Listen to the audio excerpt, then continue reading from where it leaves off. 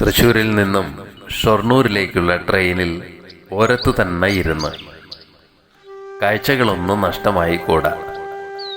Train യാത്രയ്ക്ക് ഒരു കാൽപ്പനിക ഭാവമുണ്ട്. നഗരങ്ങളെയല്ല, ഗ്രാമങ്ങളെ സ്പർശിച്ചാണ് അവ കടന്നു പോകുന്നത്. യാത്രയിലെ ട്രെയിനിൻ്റെ താളത്തിനുമുണ്ട് ഒരു സുഖം.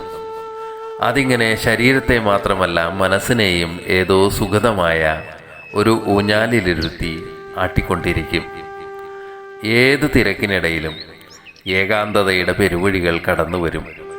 സ്മരണകൾ വന്നും പോയും ഇരിക്കും.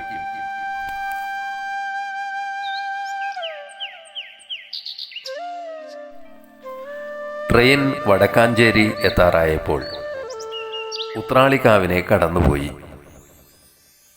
എത്ര മനോഹരമായ കാഴ്ചയാണ്! പച്ച പുതച്ച പാടത്തിന് നടുവിൽ നിൽക്കുന്ന ഉത്രാളിക്കാവ്.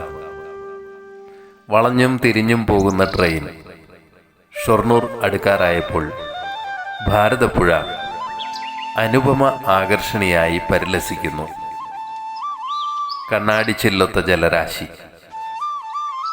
അതിനോരം മുഴുവനും സുവർണ തിളക്കമുള്ള പഞ്ചാരമണൽ. നിളയെക്കുറിച്ച് എഴുതാത്ത കവികളില്ല.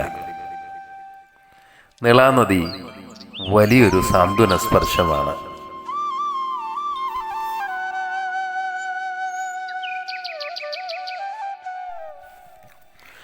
ഒടുവിൽ ഷൊർണൂർ സ്റ്റേഷനിലേക്ക് ട്രെയിൻ പ്രവേശിച്ചു. പല വഴികളായി കടന്നു പോകുന്ന പാളങ്ങൾ. ഷൊർണൂർ റെയിൽവേ സ്റ്റേഷനുമുണ്ട് ഒരു ചന്തം. മടുപ്പില്ലാതെ എത്ര സമയം വേണമെങ്കിലും നമുക്ക് ഈ സ്റ്റേഷനിൽ ചെലവഴിക്കാം.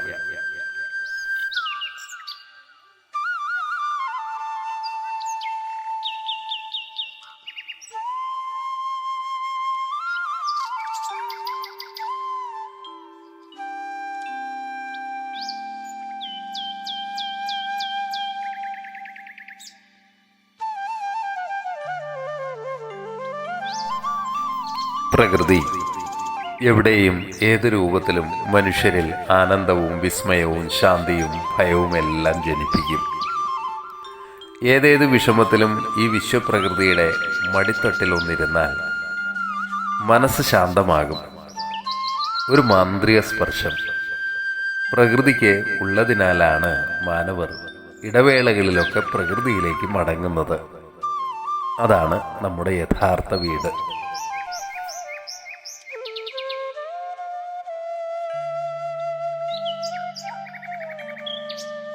ഇത്തരത്തിലുള്ള ഒരു യാത്ര ഈ ഇടത്തരമായി ഏറെ നാളായി ആഗ്രഹിച്ചതാണ്. എന്നാൽ സമയവും സാഹചര്യവും ഒക്കണ്ടേ. ഷൊർണൂരിൽ നിന്ന് നിലമ്പൂരിലേക്ക് ഒരു ട്രെയിൻ യാത്ര നടത്തണം. അതിൻ്റെ അനുഭൂതി ഒന്ന് വേറെ തന്നെ എന്ന് പറഞ്ഞു കേട്ടിട്ടുണ്ട്.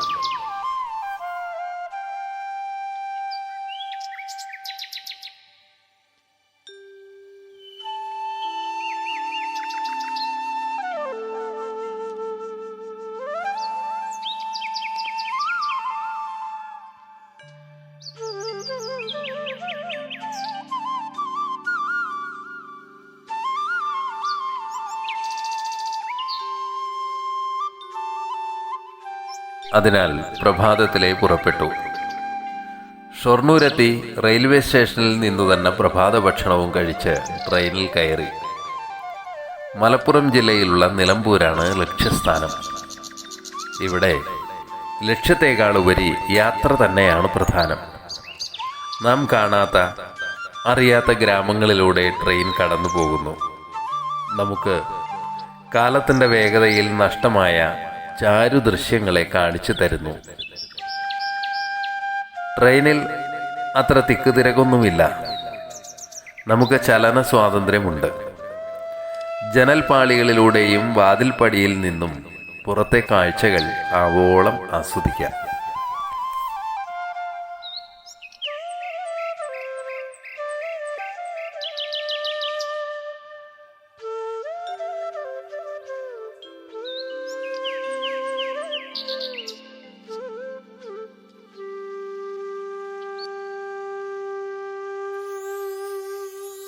ഈ യാത്രയുടെ സവിശേഷത നിറഞ്ഞു നിൽക്കുന്ന പച്ചപ്പിനുള്ളിലൂടെയാണ് ട്രെയിൻ കടന്നു പോകുന്നത് എന്നതാണ്. പ്രകൃതി ഒരുക്കിയ മനോഹര ദൃശ്യങ്ങളല്ലാതെ മറ്റൊന്നും നമുക്ക് കാണാൻ സാധിക്കില്ല. 60 കിലോമീറ്റർ നീളം വരുന്ന ഈ ഒറ്റവരിപ്പാതയിലൂടെ ഏകദേശം 2 മണിക്കൂർ ട്രെയിൻ സഞ്ചരിക്കുന്നു.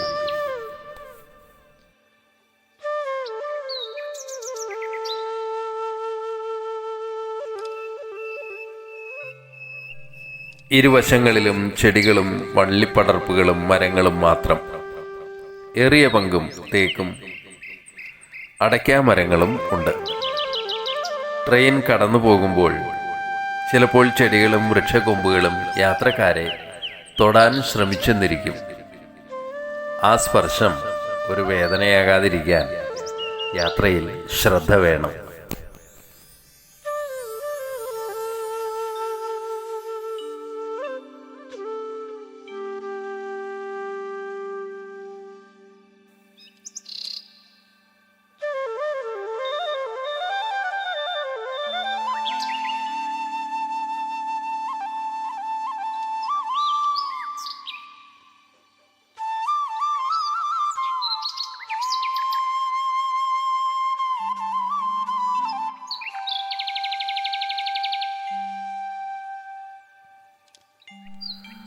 ചെടികളും വൃക്ഷങ്ങളും മാത്രമല്ല, വിശാലമായ പാടശേഖരങ്ങളും അരുവികളും കുളങ്ങളും പാറക്കെട്ടുകളുമെല്ലാം കണ്ട് ഈ യാത്ര ആസ്വദിക്കാം.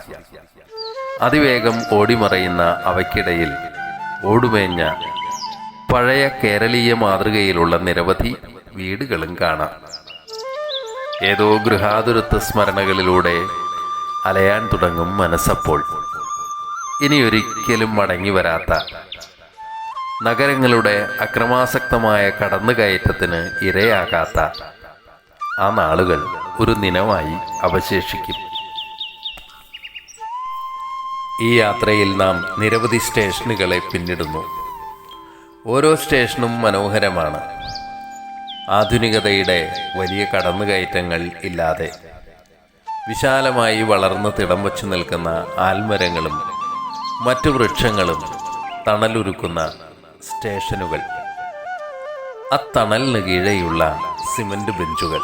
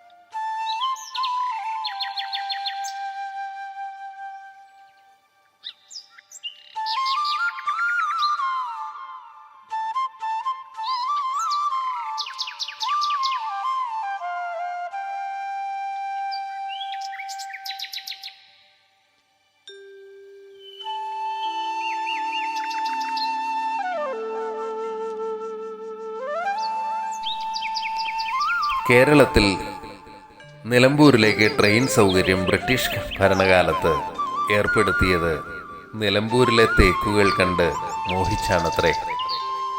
നിലമ്പൂർ എന്ന് കേട്ടാൽ തേക്ക് എന്ന് നമ്മൾ ഉടനെ മനസ്സിലോർക്കും.